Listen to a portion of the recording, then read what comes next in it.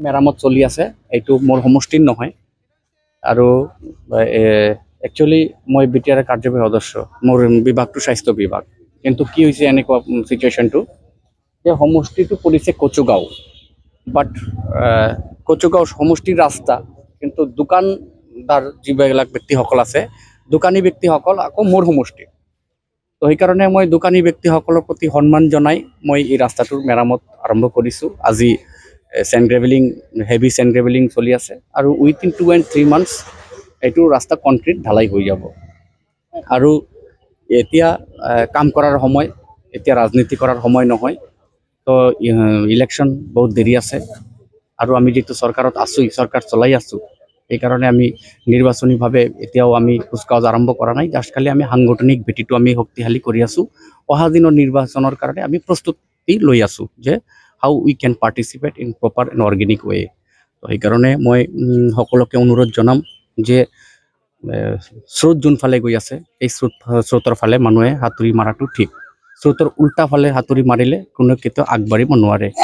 তো সেইকাৰণে প্ৰত্যেকক মই আহ্বান জনাইছোঁ যে এই চৰকাৰে, বিজেপি চৰকাৰে যেনেকুৱা ৰাইজৰ প্ৰতি মানে চকু আৰু দৃষ্টি ৰাখিছে, চাৰিওফালে সবকা সাথ সবকা বিকাশ, ৰাস্তা হওক, লাখপতি বাইদেউ কওক, জিঅ' টেগিঙৰ জৰিয়তে ঘৰ কওক, ষ্টুডেণ্টছৰ কাৰণে নিযুত মাইনা কওক, ৰঙা স্কুটি কওক, প্ৰত্যেক ইচ এণ্ড এভৰি ছাইড চৰকাৰে যেনেকুৱা ধুনীয়া চকু দৃষ্টি ৰাখিছে, মই ভাবোঁ প্ৰত্যেক জাতি ধৰ্ম নিৰ্বিশেষে সকলোৱে এই চৰকাৰক সঁহাৰি জনাব লাগে, ছাপোৰ্ট কৰিব লাগে, যাতে আমি ধুনীয়া এখন পৰিৱেশ বনাই আগন্তুক দিনত বিটিআৰৰ এক নতুন মানচিত্ৰ বনাব পাৰোঁ। ইতিমধ্যে বিজেপি আৰু ইউপিপিৰ মিত্ৰতা নাৰাখি নিৰ্বাচন অৱতীৰ্ণ হ'ব। এইটো মই নাজানো, মিত্ৰতা থাকে না নাথাকে মই নাজানো।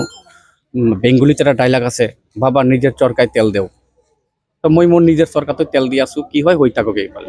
মেৰামত চলি আছে, এইটো মোৰ সমষ্টিৰ নহয় আৰু একচুৱেলি মই বিটিআৰ কাৰ্যবাহী সদস্য, মোৰ বিভাগটো স্বাস্থ্য বিভাগ।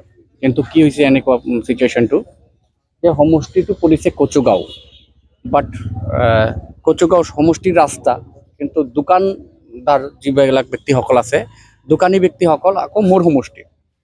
তো সেইকাৰণে মই দোকানী ব্যক্তিসকলৰ প্ৰতি সন্মান জনাই মই এই ৰাস্তাটোৰ মেৰামত আৰম্ভ কৰিছোঁ। আজি চেণ্ড গ্ৰেভেলিং, হেভি চেণ্ড গ্ৰেভেলিং চলি আছে আৰু উইথিন 2 and 3 months এইটো ৰাস্তা কনক্ৰিট ঢালাই হৈ যাব।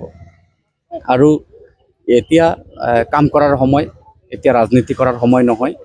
তো ইলেকশ্যন বহুত দেৰি আছে আৰু আমি যিটো চৰকাৰত আছোঁ, চৰকাৰ চলাই আছোঁ, সেইকাৰণে আমি নিৰ্বাচনীভাৱে এতিয়াও আমি কুচকাৱাজ আৰম্ভ কৰা নাই। জাষ্ট খালি আমি সাংগঠনিক ভেটিটো আমি শক্তিশালী কৰি আছোঁ। অহা দিনৰ নিৰ্বাচনৰ কাৰণে আমি প্ৰস্তুতি লৈ আছোঁ যে how we can participate in proper and organic ৱে।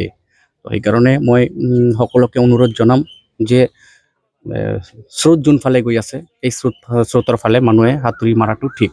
স্ৰোতৰ উল্টা ফালে সাঁতুৰি মাৰিলে কোনো কেতিয়াও আগবাঢ়িব নোৱাৰে।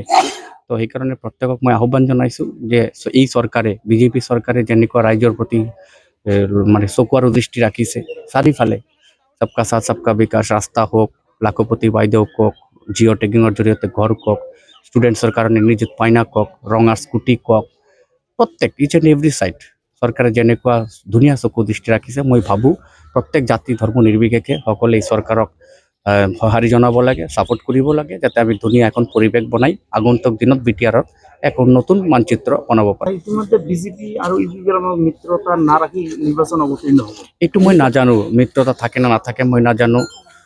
বেংগলীত এটা ডাইলগ আছে, বাবা নিজের চরকায় তেল দেও।